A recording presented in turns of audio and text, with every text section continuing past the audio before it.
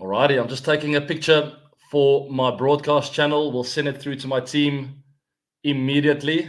And there we go, a nice little smile.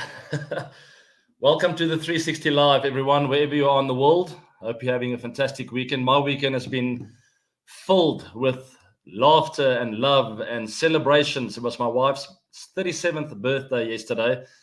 And I decided to take it to a spa not far from here, a little neighborhood called Irene. It's about 20 minutes drive from Pretoria, very close to the famous Centurion or Supersport Park, where I played a lot of cricket back in the day.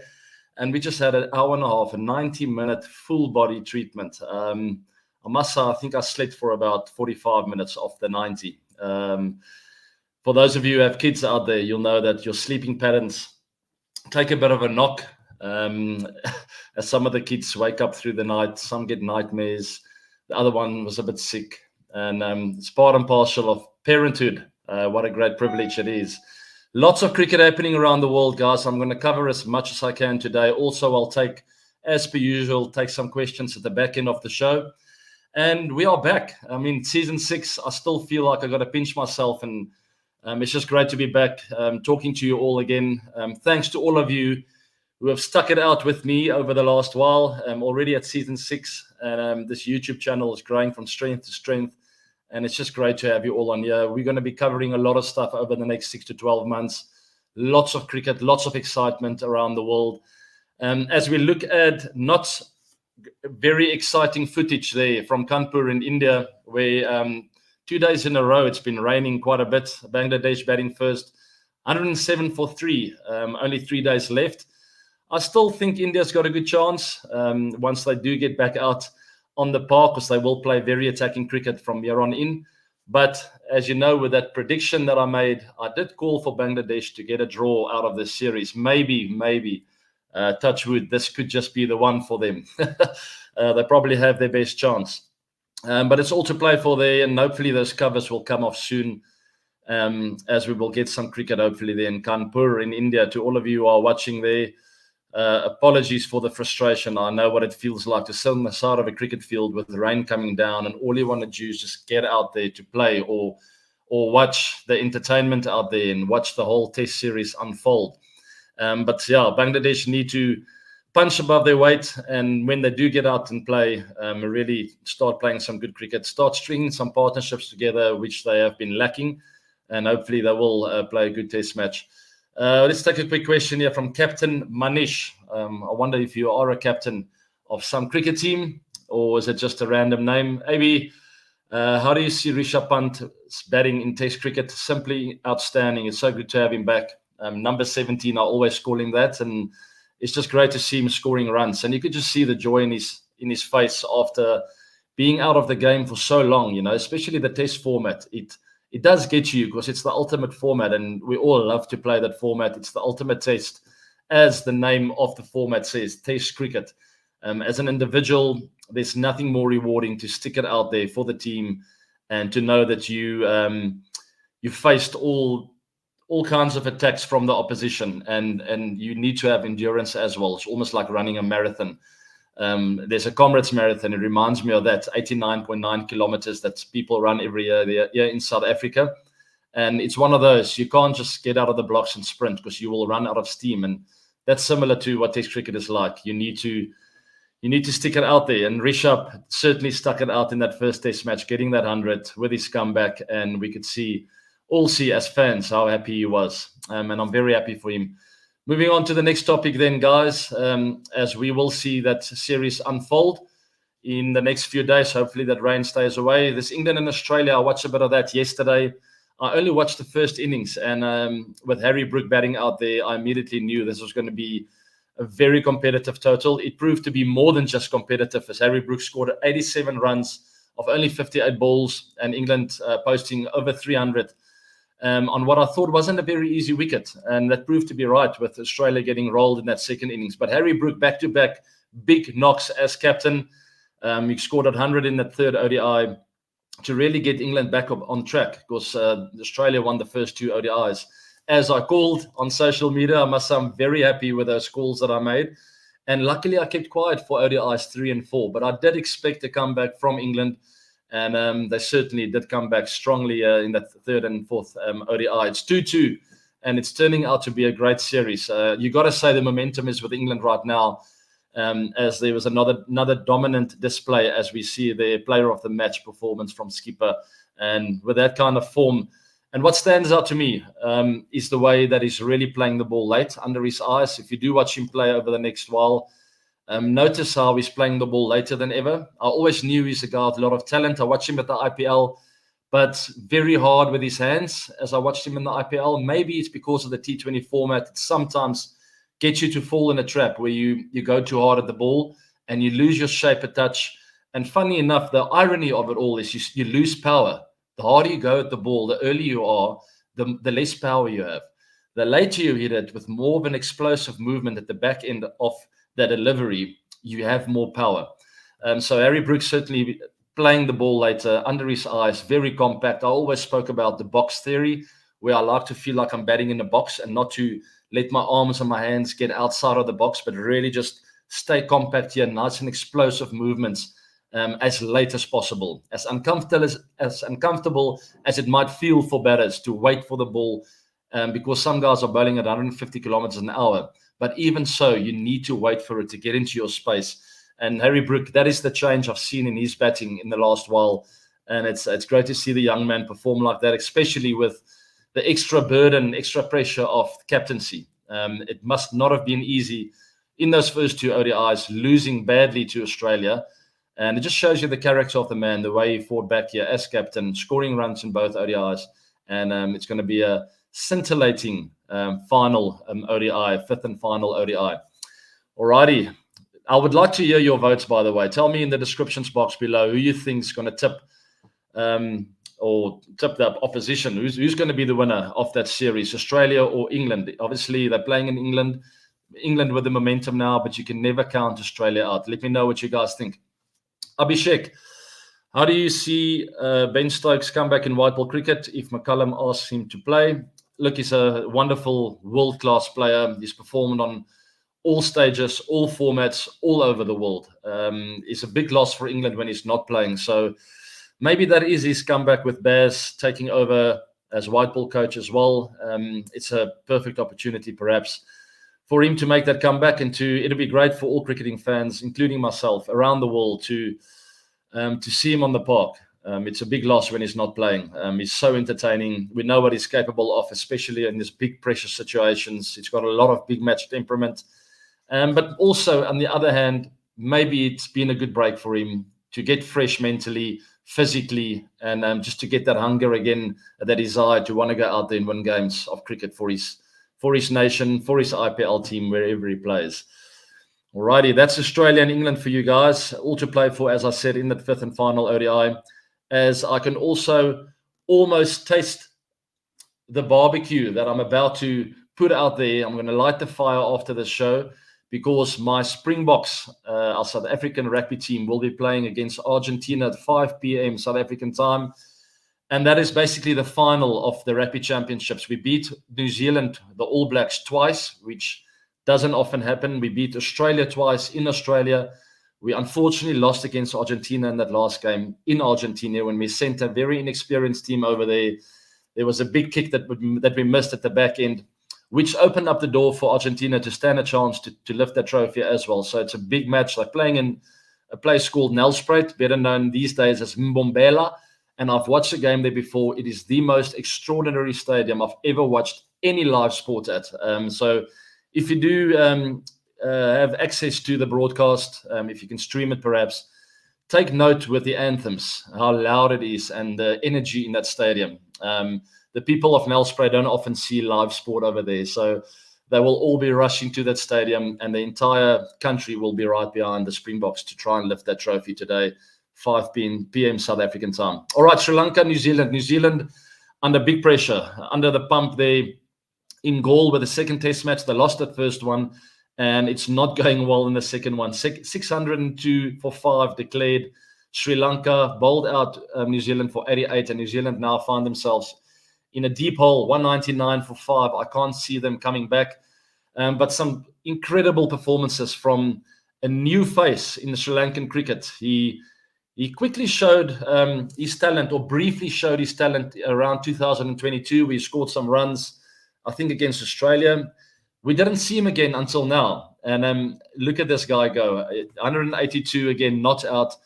And as Sri Lanka cricket posted there, we declare our first innings at 602 for 5. Time to turn up the heat with the ball, and I certainly turned the heat up. But let's talk about this guy, Kamindu Mendis. 182 not out for the last 8 test matches. A new world record was set up by him, where he scored 50 plus scores in every single test match for 8 test matches. He's becoming the first player in test cricket to score 50 plus runs in each of his first 8 matches. He has set a new world record, truly a rising star in cricket. And it's got to be added with, I can't help but mention Sanath Jayasuriya in the setup now. Maybe Mendes took some inspiration from the former great of Sri Lanka, left-hander as well. Maybe Kamindu Mendis found some inspiration through this left-hand great. And I mean, he's playing the cricket of his life. His record speaks for itself, guys. Go pull it up on the internet, on Google, wherever you want to go. Go look at this guy's stats. Simply outstanding. Look, he's got a long way to go. He needs to travel the world still. He needs to come to places like South Africa, where it's an entire different challenge. Go to Australia with a bit of pace and bounce, England, and tour some of the different test playing nations around the world, where I know it will be a big challenge for him and he'll have to adapt. But he's certainly got the ability to make it work over there. We know he played in England and he looked good for most of his time there, where the ball moves around a bit. And in South Africa, it's even harder with that new ball moving all over the place. The swing never stops. So he's got a lot of challenges ahead of him, but he's definitely shown that he can become a Sri Lankan great. Very early to call, but he's got resilience, and that's what I like about this guy. He was left out of the team for a long period of time. He had to work his way back again. It takes a lot of character, a lot of determination, and that word resilience is what I really love to see in sportsmen, in cricketers, tennis players, golfers, guys who can bounce back, who get knocked down, but they don't say that is the end of the road for me. They get up again and they have that never say die attitude. That's the way I enjoyed playing my cricket. And it's great to see that with other players as well. Out of the team for 2 years. Hold on, guys. I'm not done. I'm back. So congrats to Kamindu Mendis, and long may his form continue, except for his tour to South Africa. All right, your thoughts on the rise of Sri Lankan cricketer? Oh, that's already the previous question. Kanav this side. Loved interviewing you during the IPL a few months back. I'm sure you don't remember. Should India have 5 dedicated test venues in India? I don't remember that interview now. If I can get your... Oh, I do see you now. I do recognize you. I remember that interview. Thank you. Thanks for the question. I do feel so. It'd be nice to have different venues. It's always fresh, a fresh challenge for the players, but also for the spectators. The more, the merrier, right? There are too many cities around the world that don't get cricket and enough exposure for their fans, for the people that live locally in that city, to go and watch a live game of cricket. Sometimes people have to travel for 5 to 7 hours to look at their role models and their stars and their heroes. And it would be great to add another venue. But we'll see. That's definitely not up to me to decide. BCCI and the ICC need to get together to talk about those kind of things. Alrighty, moving on then, guys. I think we are done with the main topics. I'll take some questions, as I'm very eager and very keen to go light that fire. So it's not going to be a long session today. To all you on Instagram, go follow me on that broadcast channel. Become a member. Of course, I will be sharing some cool posts on there and some footage and content that no one else can see. And thanks to all of you who are already on there. There's my handle, ABWilliers17. I did post a picture of myself and my wife with her birthday yesterday, but what I loved about that post is the song. It's that new Coldplay song. Go listen to the lyrics. It really gets me going, and just sort of makes me appreciate the smaller things in life, and how lucky I got to marry the woman of my dreams, right? I hope she's listening. She's probably not. She's actually out with the girls for a girls' lunch, and I'm looking after the kids. Well, I'm not looking after them right now, but I'm sure they'll be fine. The swimming pool is closed. And to all of you out there who've got swimming pools, please just put the covers on there, guys. It's incredibly dangerous. when you have young children who can't swim properly, or maybe they can sort of swim, but they bump their head. You're busy with a 360 YouTube live show, and there's no one to look after them. I've got a very safe cover on there. No one can get in or out. The keys are in my pocket. So just a weird random shout out to everyone out there to go and close those pool covers, the pools. What is your opinion about the rising stars, Shubman Gill and Akashdeep? I know both of them. Akash not so well. Shubman Gill I know pretty well, and I'm a huge fan. To those of you who watched Geo Cinema during the IPL, you know that I go on about Shubman Gill for ages. I love the way he plays cricket. I love how easy the game looks when he plays. He makes the shots look really comfortable, elegant, classy, and it looks like, and I'm sure most of you have heard of this before, it looks like he's got time. And a batter who looks like he's got time is generally a very talented, in-form batter, more often than not. A quick another shout out, which I didn't cover. There's a big golf thing going on at the moment, a golf event called the President's Cup. And it's the United States of America team, 12 players against 12 of the rest of the world, except for Europe, because there's the Ryder Cup. So let me not confuse you. There's the Ryder Cup, which is Europe against the USA. The President's Cup is team rest of the world. So it's everyone except for Europe against team United States of America. The US on stats are a lot stronger. So they went 5-0 up on day one against the internationals. And I have a dear friend of mine who are playing there, South African, Christian Besaidenote. They got pummeled on day one. It was sad. I went to bed late at night, devastated. Didn't give them a chance yesterday. They came back, the internationals, with a clean slate, 5-0. Thanks for coming, right back at you. So the scores now are 5-5 and 2 days to play. Today they'll be playing foursomes and also four balls. And on the final day, Sunday, it's 12 singles games. And there's a lot of pride at stake here, guys. My good friend Ernie Els is also there. He's one of the managers of the team. And if you get a chance to watch that as well, it is incredible. It's electric. The players are emotional. We don't often see that in golf. They're always very calm and collected and just every now and then a fist bump. In this event, it's screams and cheers from the crowd and running around, doing victory laps. Champagne is popping everywhere. It's an incredible event to watch. So go check that out. All right, a couple of questions, and then I'm going to leave you to it. I'm not going to bore you guys any longer. I've certainly had a lot of fun here today, and I hope you guys did too. I always enjoy the live shows. I don't know, it's just natural, authentic. And I'll speak about the word authentic. It reminds me of a chat I did with the Titans boys the other day, and I encouraged them to find their authentic self. And so to all of you out there as well, go and find your authentic self. Never try and be like someone else. So I told those youngsters, yes, you've watched me play, you've watched Virat Kohli play, Jacques Ellis, Graham Smith, all your heroes, and you take inspiration from that, perhaps one or two tips technically. But at the end of the day, you need to discover who you are as a player. And same within life, you need to discover who you are as a person. Be your authentic self. Sorry, another random thought. I'm in a random space today, by the looks of it. It must be my wife's birthday celebrations. MRC Cricket, what is your opinion about the career of Shakib Al Hasan as he retired from tests and T20s? Also, lots of love for you, AB. Thank you very much, MRC. Not MRF, but MRC Cricket. Interesting thought. To be very honest with you, and I'm supposed to be on top of all the news. I didn't know about the retirement because I'm pretty sure I watched him play in that last test match. Maybe he did retire. I don't know. My team can maybe fill me in on that. Maybe you speak about before and he's made a comeback now. I'm not entirely sure. I need some info, but I know they will be typing over there in India as I'm talking because they don't like me to look like I'm like a fish in a fish pond. Not lost for words. I'm not sure. But look, at the end of the day, I have a lot of respect for him. I think he's a fantastic player, always very competitive against me. When I played against him, we know what he's capable of as a left-hand batter as well.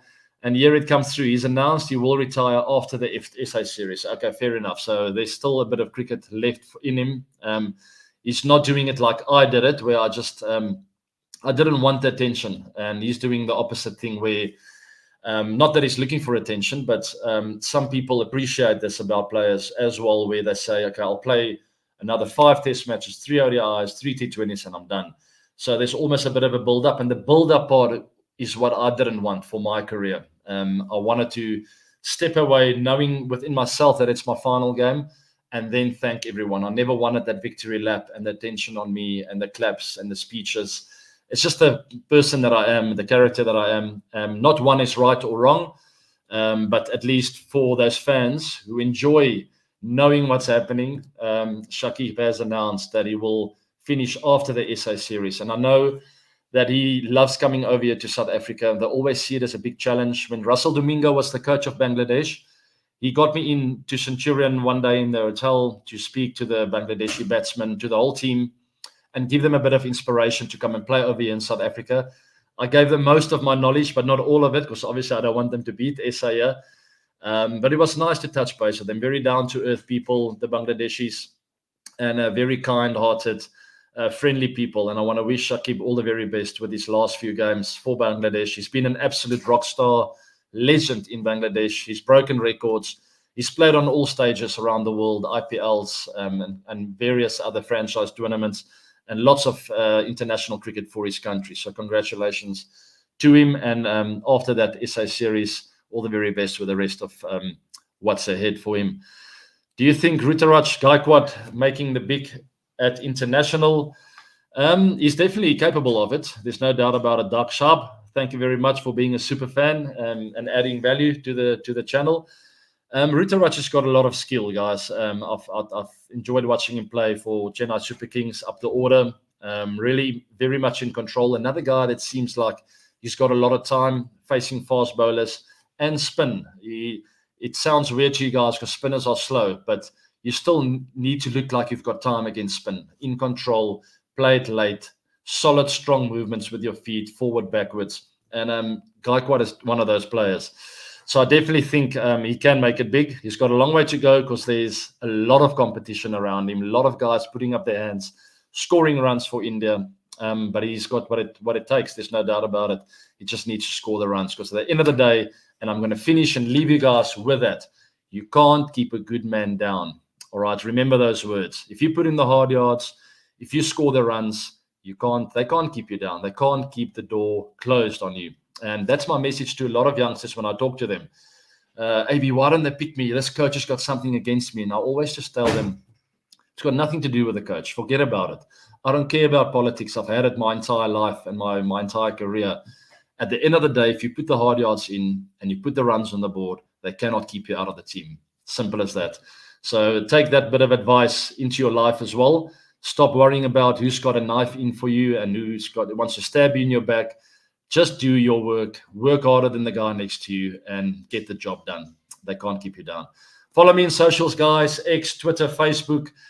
Subscribe to this YouTube channel. There's lots of content and alpha, good stuff coming your way. My thoughts about cricket around the world, other sports, life in general. I was a bit philosophical today, so humble apologies for that. But I hope you enjoyed a bit of my mind and my thoughts. Thank you very much for joining me on the 360 Live show today. Have a wonderful weekend and go the Springboks. Take care.